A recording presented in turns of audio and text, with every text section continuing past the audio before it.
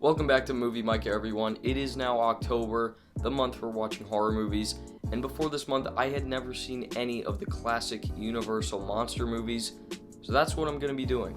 I'm going to watch Dracula, Frankenstein, The Bride of Frankenstein, Mummy, Wolfman, and The Invisible Man, and I'll tell you my first reactions and all my thoughts on those classic films in this video. These are a bunch of those classic Universal monster movies from the 30s and 40s, just a few of the ones that jump out at me as the most important of that collection. So let's get started with my thoughts on the one that started it all, the 1931 Dracula. So Dracula 1931, a film that, to be completely honest, felt very unprofessional. It is the oldest movie I've ever seen, so I understand film has changed entirely since then, but I can't just give it a pass.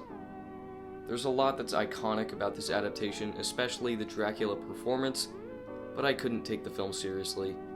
The acting was all awkward and exaggerated, the shots were cut randomly, and there was absolutely no musical score, which all made the film feel very amateurish. When we first see the vampire bat or Dracula's castle, I could feel the absence of music because it was just silent.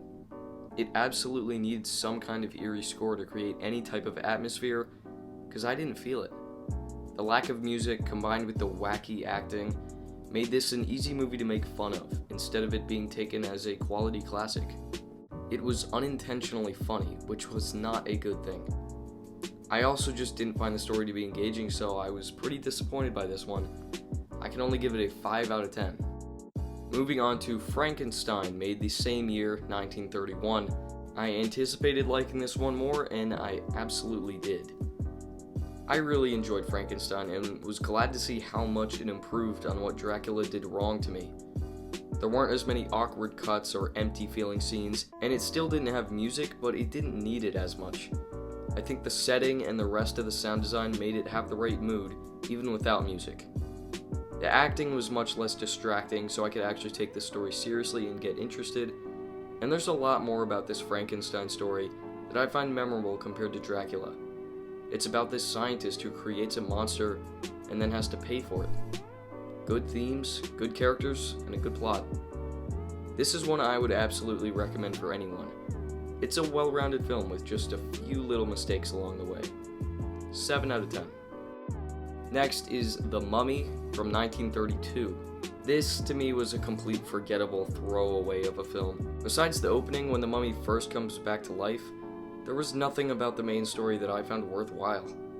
The mummy guy had the same powers as Dracula for some reason, but it was even less interesting. Then it just ended out of nowhere. The lazy, rushed ending topped this off as a movie that I don't like. They said, yeah, the monster's dead, that's a good enough ending, when the actual story wasn't over. They ended it so abruptly that I feel like they just didn't care enough to conclude it. I'm giving it a 4 out of 10. Then I saw The Bride of Frankenstein. I think it's safe to say that this is the most popular of the sequels in this collection, and it's the only one I watched for this video. It really takes everything great about the original Frankenstein and just expands it, makes it even better. It takes the theme of dangerous ambition of Dr. Frankenstein from the original, but goes further with it because there's two scientists who are going too far to try and create life, and they still don't realize it's a complete mistake to keep on doing that. As well as the monster's journey in this film, where they actually make you feel bad for the Frankenstein monster because he's actually innocent until he's attacked. And where they go with that, with him being friends with the blind guy. All of it was very interesting and just made everything about the original Frankenstein even better. So I think this is my favorite out of any of these horror movies that I watched. It's clever, it takes a lot of risks, it actually felt like a horror movie to me, and it even had emotion. It's a very complete film, one where it really feels like they thought through everything before making it. That's what I really like, and that's something that the rest of these are kind of missing to me. I'm giving The Bride of Frankenstein an 8 out of 10. Then I saw The Invisible Man from 1933, and this one's good. Has a very nice concept that you don't really take too seriously, and I feel like it is kind of a funny film, but it's intentionally not too serious, unlike Dracula, which was funny unintentionally. But with the concept of an invisible man, they actually had some very impressive special effects for the time. It would be interesting to find out how they pulled off all those visuals, because I was pretty impressed. I think it's a very enjoyable film, but like a lot of these, it has a great opening, and then it goes a little bit downhill by the end. Still very solid, and I would watch it again. 7 out of 10 for me. And finally, jumping forward a few more years, I saw The Wolfman from 1941. And this is another pretty mediocre one to me. There are just so many better werewolf stories that I've seen. Maybe this one was very influential, but it wasn't impressive. I don't really understand what they wanted us to take away from this film. There was no reason to stay interested, and then yet again, another one of these that just feels incomplete. There's something missing, especially in the ending.